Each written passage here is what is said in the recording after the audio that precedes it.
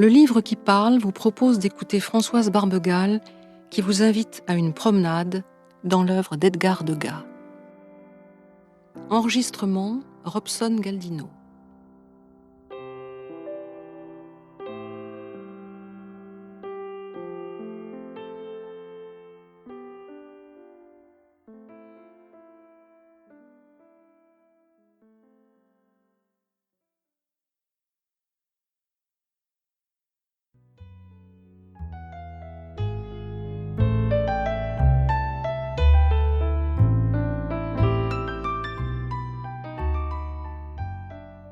Edgar Degas est né en 1834 dans une famille qui appartenait au milieu de la grande bourgeoisie bancaire.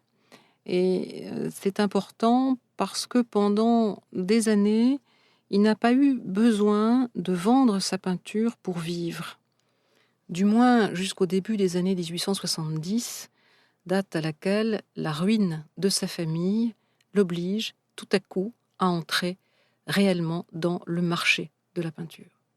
Pendant assez longtemps, Degas est d'abord un peintre d'esprit classique. La tradition du dessin est pour lui essentielle. Il est entré aux Beaux-Arts en 1855 et un certain nombre de tableaux qui sont peints jusque dans les années 60 et même la fin des années 60 montrent que la tradition justement du trait qui nous ferait remonter à la Renaissance italienne, par exemple, ou à l'apprentissage vraiment des peintres classiques, est pour lui quelque chose de fondamental. Autour de 1855, il a peint d'ailleurs une quinzaine d'autoportraits, et le musée d'Orsay en possède un qui s'intitule « Portrait de l'artiste aux portes fusains ».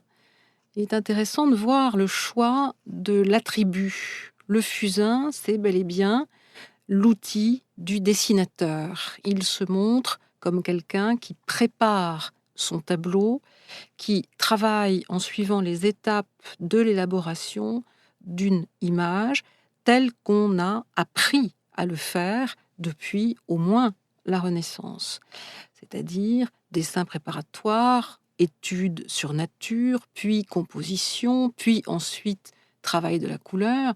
Et l'autoportrait dans son ensemble, de 3/4, avec essentiellement un registre coloré assez sombre, assez retenu, s'inscrit tout directement dans la lignée, on peut dire, d'un académisme tranquille. Ce qui l'est moins, en revanche, c'est peut-être le souci très poussé déjà à ce moment-là de l'expression. Degas arbore une sorte de petite moue un petit peu réticente. La distance, la hauteur peut-être, la réserve du personnage compte là-dedans autant que la description exacte de ses traits. Et on retrouve une dizaine d'années plus tard, dans un autre autoportrait, où il est accompagné cette fois de son ami Valerne, exactement le même type de traduction, on peut dire, de la pensée de l'auteur. Il est un petit peu en retrait, la main posée contre la bouche, il observe, pendant que Valerne, visiblement, est entré dans une sorte de long monologue. Degas est un petit peu à l'écart. Il s'est inspiré d'ailleurs pour cela d'un autoportrait de Raphaël avec un ami, vers 1519, qui est conservé au Louvre. Et chose également significative, c'est le fond de ce tableau, de ce double portrait, qui est presque simplement, on pourrait dire, une sorte de masse de couleurs, une sorte d'esquisse, on n'est pas tout à fait sûr, maçonné, quelque chose qui marque plus une atmosphère, une possibilité de paysage que véritablement la mise en place d'un lieu ou d'un décor.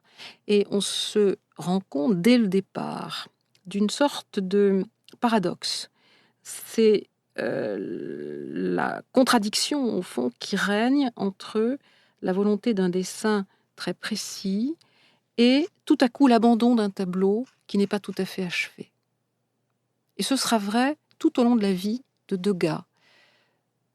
On ne connaît pratiquement pas de tableau de Degas qui soit véritablement achevé. Même dans les plus finis, même dans les plus poussés, quelque chose, dans un angle de l'image, vers le fond, ou bien dans un détail du costume, montre qu'il n'a... Nous espérons que vous avez apprécié cet aperçu. Pour continuer à écouter ce livre audio sur Google Play Livres, utilisez le lien dans la description de la vidéo.